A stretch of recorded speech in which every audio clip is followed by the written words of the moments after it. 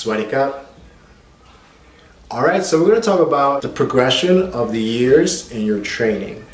Usually if you're starting a skill-based martial art like Muay Thai, most martial arts are skill-based, but like Muay Thai, I'm giving you guys a template or a pathway of what it looks like within the 3-year, 4-year pathway. Now it varies, of course, because everyone's different, right? You'll have people who are very athletic, some people that train 4 times a week, some people train twice a week.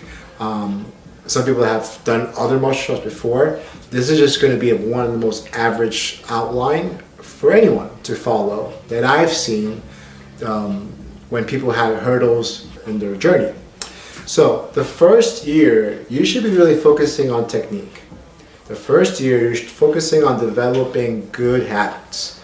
It might seem like your whole school might be doing, running, strength conditioning. They're doing, sparring, all this. You want to simplify things. So I always lean towards the first year, just focusing on technique, good habits, having a relationship with the community, with your teammates, with your coach, building in that foundational ground. Within the 1.5 year mark, that's when you start revving up. That's when ideally you're sparring by now, like level 1 sparring. And then maybe the idea of doing a smoker or some form of competition, if that excites you though.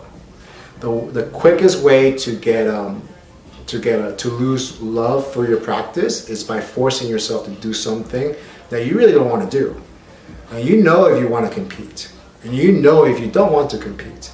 Forcing yourself in the beginning years might not be the best case, especially with a coach. And this is like a side note for coaches.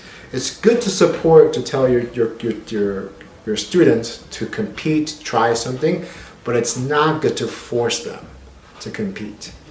It's gonna limit their growth. It's gonna limit their journey.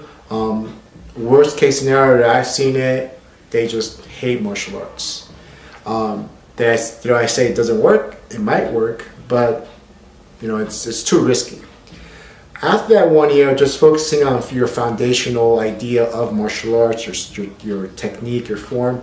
At 1.5, you're dabbling with sparring, you're dabbling with the idea of competition.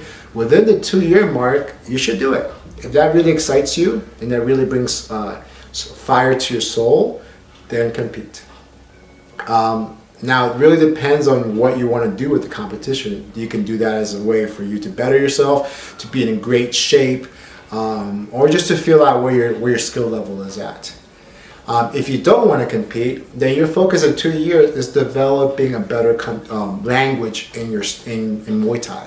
Like that you're sparring, you can connect the dots. You know when to clinch, you know when to punch, you know when to kick.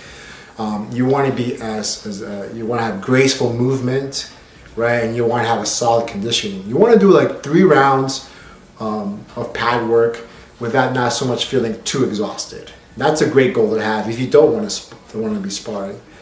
And also just supporting your teammates.